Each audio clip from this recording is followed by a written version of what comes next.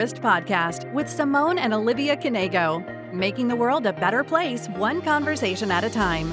Mom Simone and daughter Olivia share authentic discussions about everything under the sun, including those things you might be thinking about but feel uncomfortable talking about.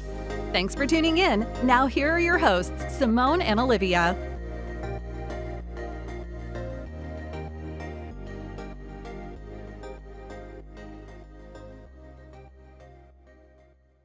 Hi, everyone. Welcome to this week's episode of the Daughter Dearest Podcast. I'm Simone Knego. And I'm Olivia Knego. And today's episode is a little bit different because I am actually not in my normal filming location right now. I'm in Boston for my older sister's birthday. So I am lacking all of my tech that I normally have. But I think the sound still sounds pretty good. Yeah, I think you still sound pretty good. Yeah, not too bad. Not too shabby. Yeah, thank you, Apple, not me. So today, what are we talking about today? Yeah, today we are going to be talking about happiness. And I bet we're going to have a bit differing opinions on happiness. So it's kind of going to be interesting to hear what you think versus what I think. And we're going to start it off with like some statistics, because why not? Yeah. So it's measurable. I guess it's measurable. Like what does happiness mean? That was really funny that you immediately said, I guess it's measurable after. So to prep for this, I just typed in ChatGPT, give me some stats on happiness. And then the first thing that it says is happiness is actually not measurable, it's subjective. So these statistics might not even be necessarily accurate, which going through it kind of makes sense because it's the way you rate yourself. It is subjective. It's not you are this % happy today. And you don't even know what, I guess it's, I don't even know what I'm trying to say because it's the way you come off to people, the happiness that you might extrude to other people it could not be what you're feeling on the inside. Well, that doesn't mean that you're happy though. That just means you're energetic. I think the way there's a difference between truly being happy and I think it's different for every single person. Yeah. So here are some definitions of being happy. Feeling content or satisfied, being an agent of one's own happiness. Okay, I'm an agent of my own happiness, which I do believe in. And actually, there is a statistic that says that the approximate percentage of your happiness that is truly up to you is 40%. So if you can give yourself that 40% every day, which is really hard, but at least you're starting at a base point. So that has to come from within yourself. Okay. Emphasizing inner enrichment over material satisfaction, which is another hard one. We're going to talk about that for sure. And maintaining a positive outlook on the future. Something I really try to do, but also sometimes can be very difficult for people. What are your thoughts on that?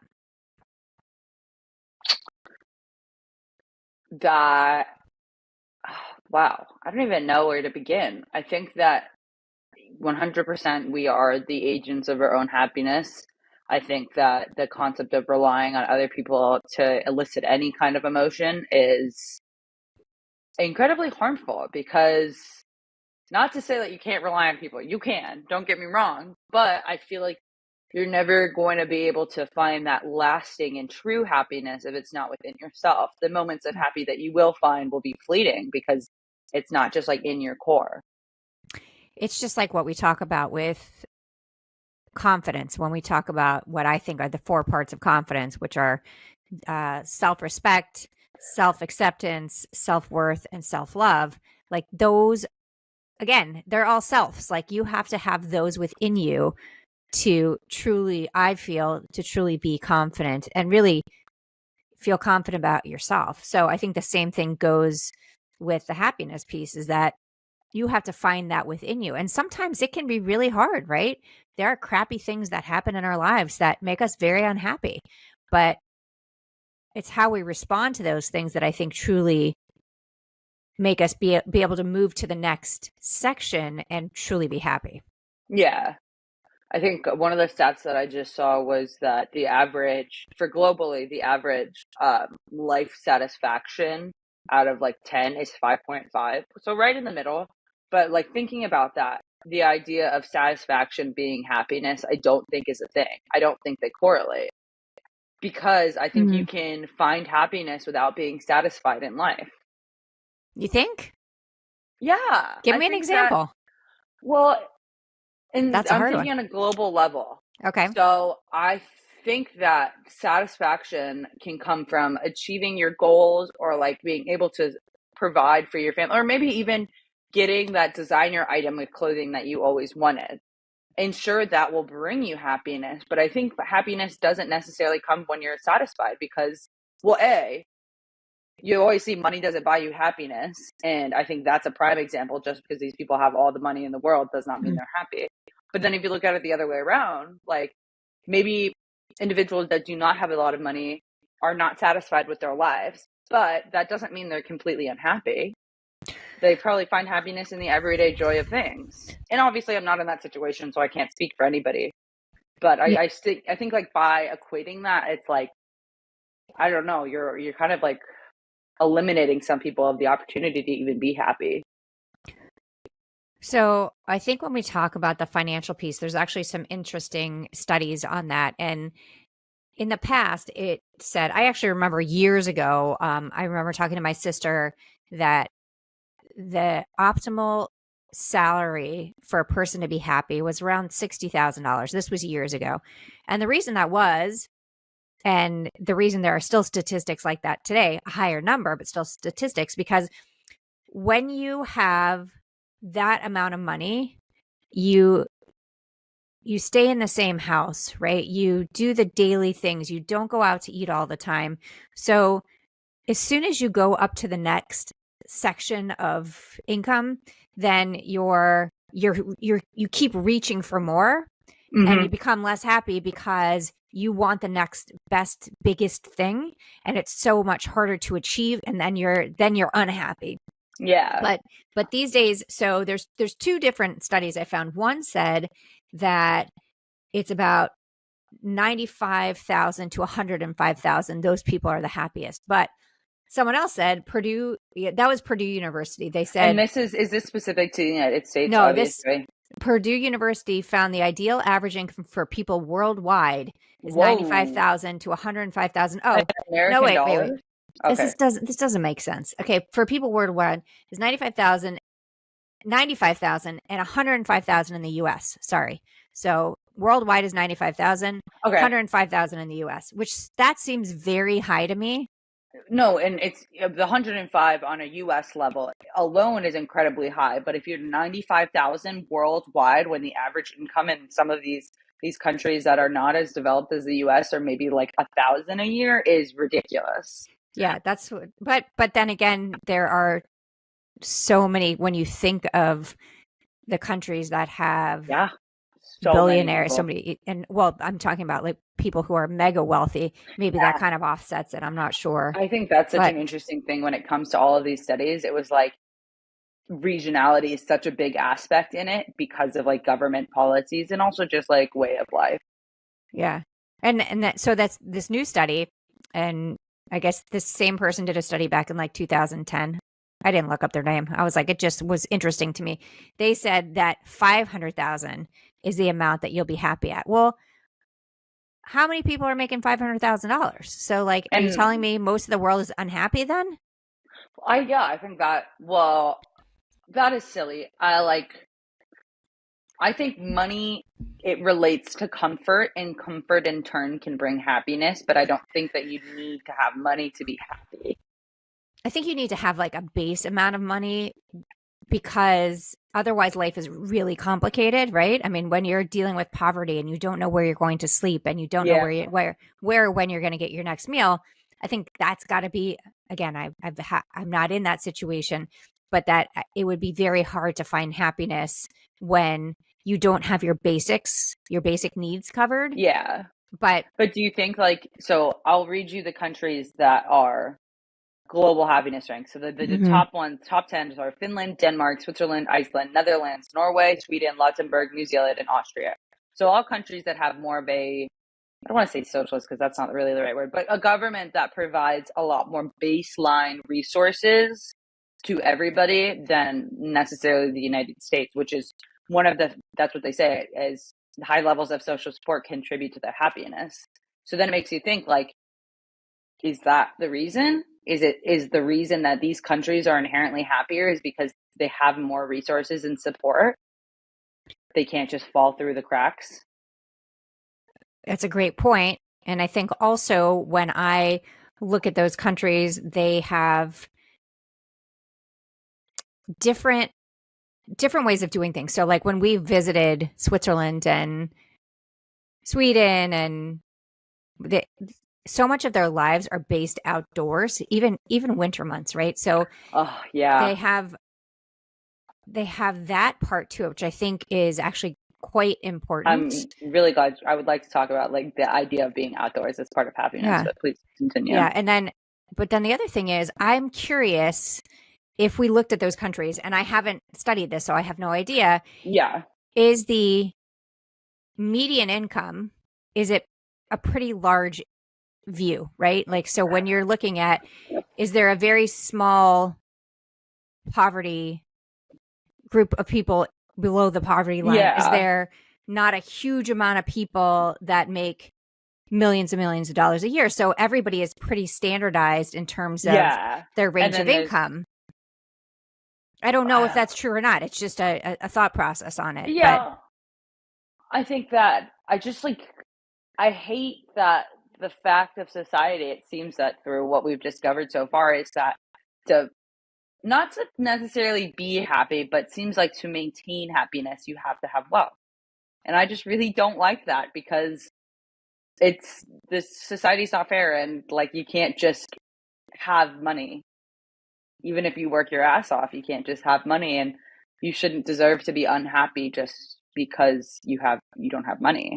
Well, that's why I think so much of happiness has to come from within yourself, that you have to decide that you're good right where you are. And that, I mean, that's very personal, right? I mean, there's some people that have friends that are much wealthier than they are, and they struggle because even though they really like their friends, it's hard to always feel like that you're not doing enough, or that you can't make that money. Or so I think that is a really hard thing for people. Yeah, I think, I mean, you said it before, you always want what you can't have. So I think that definitely totally affects people, especially if you, and even outside of a monetary level, just base your self-worth on the worth of others. I think that it immediately is like a downward spiral into an unhappy life. Well, that's but how do you find your happiness? So I think there's a few things that I think about when I think about happiness. Sure. I mean, the financial part, actually, I do think the more you make, the more stressed you are, because you buy the bigger house, you buy the nicer car, you send your kids to private school. Not always, but I'm just generalizing some stuff. And it adds another level of stress, because then you have to maintain that level.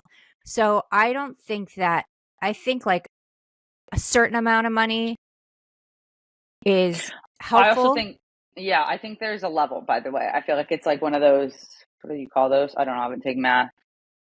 A curve, the you know what I'm talking about? I don't know what you're talking about. Okay, but the one X and Y axis. Like, I agree with, like, when you get to a certain point, like, it gets more stressful. But then I think, once again, when you're at like Jeff Bezos' level of money. Oh yeah, I mean, so yes, and I cannot imagine that he's happy. I cannot imagine that they actually say, I mean, I have no idea about him, but they say so many people who are uber wealthy are not happy, because guess what happens? You then are either you're surrounded by other people who are uber wealthy, or you are surrounded by people who want to use you for your money, right? And again, overgeneralization there, but a lot of people have a hard time finding really good friends, because are they really your good friend, or are they there because you have this financial ability to support them in other things? So I think that becomes a big factor with people when they have a lot of money. And to further overgeneralize, because I talk about all the time, if I was a billionaire, that I would literally solve the climate change crisis. You can't really become a billionaire without like some human rights violation. Like, there's literally no way to do it. ethically. So I think the good people that would probably have been around for you are no longer around because they've seen the kind of person you become. Yeah, I think that's a big overgeneralization and a very strong statement. I mean, I'll allow it. Yeah, but I don't. And this was mostly directed at Jeff Bezos, by the way, because he could literally clean up the Pacific garbage patch and still send everybody in the U.S. to college. So. Yeah, you wonder what people think when they have that much money. And I would literally do it. I would solve it. I would solve the climate change crisis. And like a good reason alone, A, I would be known for solving the climate change crisis. Duh. Yeah. B, because why do you need that much money? Because I just like don't think that money directly relates to happiness. And maybe I'm just like a naive 21-year-old who hasn't had to live on her own yet, which is still incredibly true. But yeah. I hate the idea of thinking that for the rest of my life, the paycheck that comes in is going to dictate my emotions. Again, I think you'll get to a certain part where it will affect you. I mean, it just is, it is what it is. You start trying to do more things and then you realize, oh, wait, if I don't have this much, I have to work this much harder to make this much money. And then this is going to be this much more stressful. So I do think you do start thinking about those things. But maybe when you're going through, since we're having this conversation now, if you're aware of it all the time and you're like, wait, I'm not going to push myself to that next level because I know that is going to mean that I'm going to have to work that much harder, which am I going to be as happy working that much harder? Maybe if you're aware of it, maybe it's easier to control. I don't know. It'd be interesting to see as you grow up. Yeah. Okay. Outside of money, though. Yeah, I have a few things. How do you find your happiness? Yeah, so I think family, friends, and health. So, and I think those are, and actually I think across the board, those are probably true for a lot of people. One of the things I found that, take a guess, how much socializing per day leads to the highest level of happiness? I want to guess a solid 5 hours. Pretty close. Am I wrong? 6 or 7 hours. Whoa, that's a lot. A lot more than people do. Oh yeah, for sure. If you think about it, if you're working a 9-to-5 office job, so you're going into the office, the amount of socializing that you're having a day, unless you're like in a field that you're having meetings and meetings and meetings, is still probably only an hour or two at work. A lot of the times you're sitting at your desk, just, doing your work. And then you get home, and if you live with your roommates, maybe you'll talk to them. And if you live by yourself, then you're just, yeah. God, being an adult sounds really lonely. You're pretty funny. But what's interesting is that amount of time, and again, these studies are just studies, and again, it's all subjective. Everybody's so when we say too. These things, yeah, it's just fun facts that we found that it's just interesting to talk about. So they are people that spend a quarter of their hours each day with family and friends are 12 times as likely to report feeling joyful rather than feeling stressed or anxious. Like, that's a huge difference. Wait, so let's think back to a COVID. Quarter of an hour? Quarter of their day. So quarter of their hours each day. So, I mean, if let's say waking hours, right? So if you're up for... not to say everybody was happy during COVID. No. So many people were struggling. So many people lost their family members. There was a good portion of the population, though, that I don't want to be like they got fat and happy during COVID. But yeah, for some people, it was definitely like a blessing in disguise. And that does not discredit the thousands of people that lost their lives during this pandemic. Overall, it was a tragedy. But for a lot of people, it was a good way for them to reconnect and find that happiness again. For a lot of people, and for a lot of people, it did the exact opposite. I mean, think about cities like New York where you were stuck in your apartment, right? Yeah. And you couldn't go anywhere. So not even outside.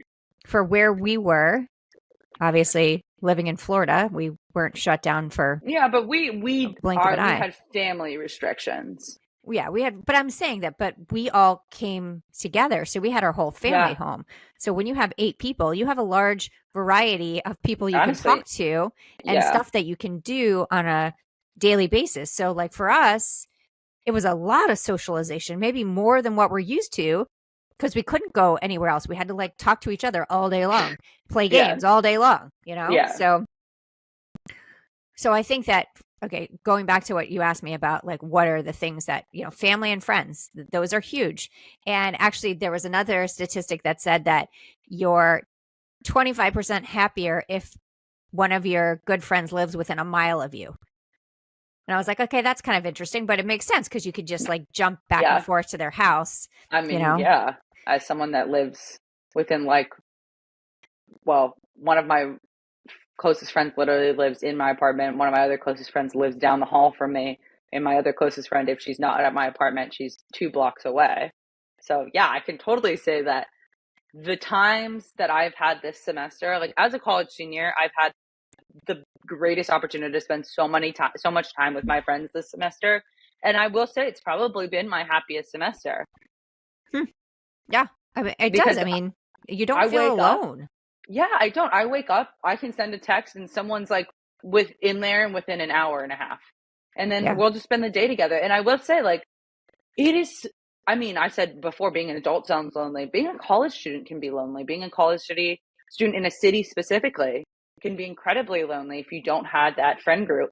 And even if you do, there's no community center. There's no dorm building where everybody gathers. You have to do it on your own time. And so I've just been so lucky in this aspect that I've had my community of friends and family. And I don't know, I feel like longtime listeners of the show definitely know I am such a family person. Like, I'm home. I see my parents at least once a month, which I think most people cannot say the same for. Not as a college senior, that's for sure. No, I don't think most people are like. Yeah, I have friends that their parents literally live 45 minutes away in New Jersey, and they see them once a semester. Yeah, we did a couple things right, so that's good. Just a couple. I would like to switch gears real quick from friends and family, though. I know we said health. I would like to talk about the outdoors. Yeah. Because great reminder. I don't know about in Florida, but up north right now, we just overcame this terrible rainstorm, and the weather today is absolutely gorgeous out. And that is, for me, we've had an episode about seasonal depression. That is like the number one indicator of my happiness. I mean, besides like myself, like I'm at that 40%, maybe a little bit less than that. But like the other percentage is the weather, because that's why COVID sucked though, because being stuck inside is not good for you on a physical and a health level. You need the sun, you need the fresh air. Yeah, I agree. And I think when we looked at the countries that we talked about at the beginning, I think so much of their lives are based on outdoor activities, which obviously there's plenty. When you look at geographically at the United States, it's so hard to make. Yeah. You can definitely point out the states where they spend more time outside, right? Yeah. Florida is probably 50-50, right? Because in the winter, it's absolutely beautiful. In the summer, people still go to the beaches, but it gets hot. And when you live here, you don't necessarily want to be out there when it's 95 degrees and 100% humidity. So each state is different. But I can see with those countries, I think that's got to be a factor in the happiness piece, is that so much of their lives are outdoors. And the healthcare aspect as well. I think that's huge portion of just like, I mean, I think the stats that I was looking at before did say like mental and physical well-being are a huge part in happiness. Like chronic health conditions and just like lack of medical care can be a huge, like, deciphering factor if you're happy or not.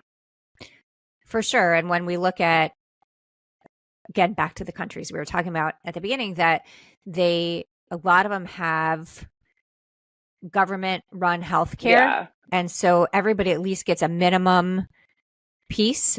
And even when you upgrade to a higher level, it's still so much less expensive than it is here. And not only that, I don't want to say the quality of care, because I'm married to a doctor. I mean, he's an amazing physician. The quality of care is great, but it's a different thing. Like, I remember my sister had surgery, and here it would have been outpatient. She would have had the surgery. She would have gone home in a few hours. There, she spent 5 days in the hospital, and that's just how they do it there. Yeah. So, and that's the same thing. You have a baby now. You're like, you have a baby and you're out. You're in and out.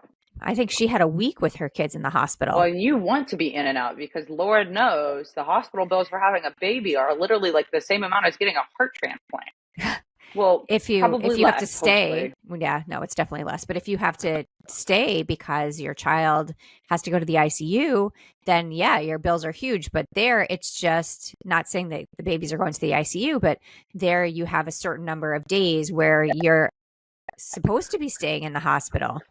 I think it's like in those countries, you kind of have the additional support where your friends and family would pick up the slack. So like for us, we have this community. So hypothetically, if either of us was to give birth at this given moment in time, Oh my God, don't say don't something like that. hopefully Gee never. Well, I mean, Louise. hopefully not right now, at least. Jesus. But we wouldn't be able to spend 10 days in the hospital, but we would have 10 days of meals and people coming over to take care Yes. of us. Yeah, we definitely would have that But whole. that's a privilege that we have. Yeah, And it's not that a lot of community people in the support. country can. It's community support, and it's a community support that leads to happiness as well, right? When you have that support Yeah. system and you don't feel like you're alone, I think that's also a big factor in happiness. But I still think at its core it comes from you, because you can have all of these things and you still can't you still might not be happy. Right. And that's when I'm going to tell you should seek support for your mental health. Agreed. One other piece I want to talk about, and I think this was an interesting one, and actually it goes back to when I talk about positive affirmations, and I use the number 5, so 5 I am statements, and you say them 5 times every day. There's a reason I say 5. So because there was I think there's been more than one study, but a study that I looked at that said that couples who are in a happy relationship have a 5-to-1 ratio of good exchanges to bad exchanges. And I think that is such an important thing, whether it's your best friend or your spouse or your partner, whoever it is, that everybody's going to have bad exchanges, right? There's not going to be a time where you're not going to be like, oh, every word that comes out of my mouth is happy, happy, joy, joy, right? That just doesn't exist. But if you can remember to balance yourself, where, if you say like something horrible or something negative to your partner, then it takes 5 positive things to kind of change that.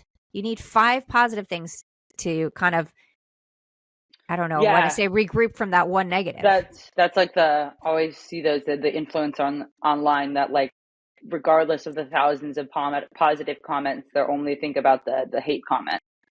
Yeah. So you have to like remind yourself that. And so when you're in a relationship, that especially in a marriage, that when you have that one negative comment that came out, if you keep saying negative comments, it's going to be very hard to come back from that. Actually, it said that the people who ultimately divorced had just 0.8 happy encounters for every one negative interaction. It's kind of sad, right? Sad. So less happy than negative. Yeah. And I mean, I've been like doom scrolling on Reddit recently, and my goodness, these like relationship forums, and reading how terrible these people's marriages are. And I don't know why I do it. I think for the drama of it all, and hopefully that whoever's in the wrong gets revenge. I love when that happens, or whoever's been wronged gets revenge. I love it.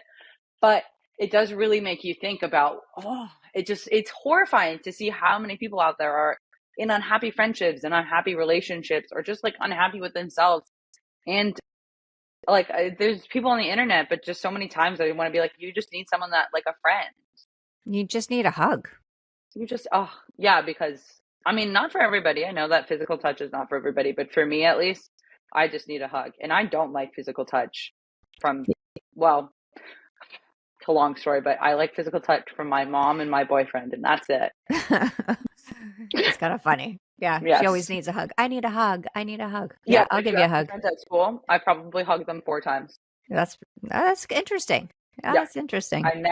They'll be like, do you want to cuddle? Like, we'll be laying in bed, like, get off of me and do not touch me. So I was on a podcast yesterday and we talked about love languages. So mine is words of affirmations. Mine, giving, is like, in terms of like how I show my love, is acts of service. Mm-hmm. So like when I go over to Jack's place, I'll clean his room for him, even though he's like, why did you do that? I don't like my room clean. Because I don't put You things do. the way he likes it, Oh, yeah, but I'm well. like, I like it. And I Yeah. think receiving it's like words of affirmation. Yeah. And physical touch, but from specific people, aka my mom and my boyfriend. So Yeah.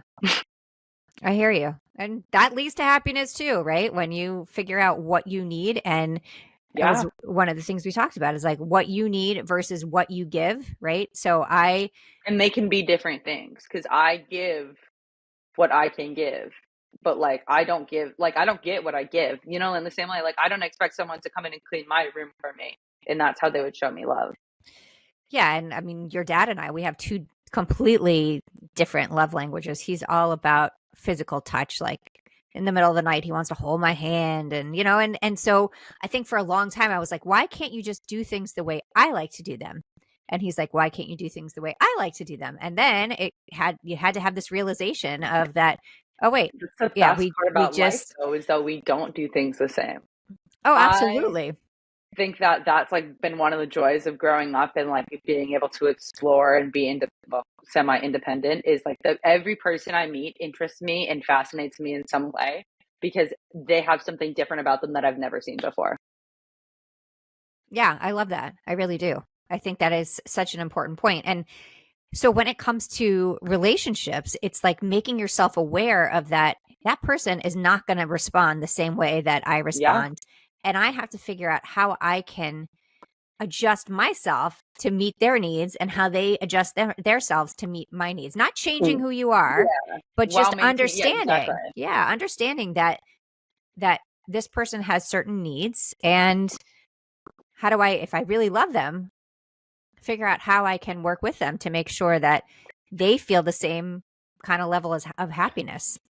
And as like a contingent to that, like if your happiness is coming at the expense completely of the other person's, you have to recognize that relationship, whether it's a friendship or something romantic, is not right for you. And no matter changing that you can do on either aspect is not going to fix the happiness that's not there. There's someone out there for everybody. Absolutely. But not everybody is made for you. That's a great way of saying it because I see couples all the time and I think there really is someone for everyone. Like it just is so cool to see people who might be super quirky and the person they're with is super quirky too. And you're like, oh my gosh, they are so perfect together. Makes total sense. Right? Yeah. You see it and you're like, okay, I get that. That is like fantastic. And yeah, but not every person is made for you, right? And I don't know if I believe the whole thing, like there's one person for you in the world. No, there's not one. Maybe for some people there's just like one if you're really, really niche with your interests, sure. But I think that the more important takeaway is there are people like you, there are people that you will get along with. They might not be exactly like you, whatever. But it's okay that you don't get along with everybody. It's okay that you can't be friends with everybody. You can still be nice. Oh, yeah. It's important to be kind. But you do not have to be friends with everybody. And you do not have to, your happiness does not have to come at the expense of anybody else's, whether that's a stranger or a friend. And I think that's pretty much a great way to end it. Thank you. That was so wise of me. Someone write that down. I know, right? You are wise. Look at you. You took ownership of that. Have you been doing your positive affirmations? I have been trying. I've been so much kinder to myself recently, actually. Oh, that's good. See, this stuff is working. Maybe it's because spring is starting, but no, I'm kidding. I just have been because you know what? It's kind of miserable being miserable. Yes. You have a choice every day when you wake up, right? You can choose to be happy. You can choose to be angry. You can choose to be miserable. If the stat that you said before is correct, that we are only in charge of 40% of our happiness, well, at least be 40% happy. Yeah, for sure. I mean, and I actually think it's more than that, but I think that it comes, so much of our happiness does come from within. And instead of trying to be someone else, like just be yourself. I think that is, again, focus for the day. So I had ChatGPT generate me a quote of the day because I don't have my calendar with me. Oh, that's right. Okay. Okay, good. I asked for an inspirational message. So what do we get? Embrace each new day as an opportunity for growth, kindness, and courage. Remember, even the smallest acts of compassion and determination have the power to ignite positive change. Perfect. Yeah. Goes along with everything that we're talking about. So thank you so much for joining us today. If you like what you've heard, leave us a review. Share us with your friends. Find 5 friends to share our podcast with. The more people that can hear our message, the happier we will be. And hopefully the happier they will be as well. Also, if you go into our show notes, you will find my download for positive affirmations, which I do believe everybody should be doing. I think it really does help. It's helped me tremendously. And look at how happy Olivia is. Like, she's so happy. She's been doing them. So we're just going to keep making her do them. Today I am happy. Good. Today I am happy. That's all I need to hear. So thank you so much for joining us on this week's episode, and we will see you next week. Bye, guys. Bye.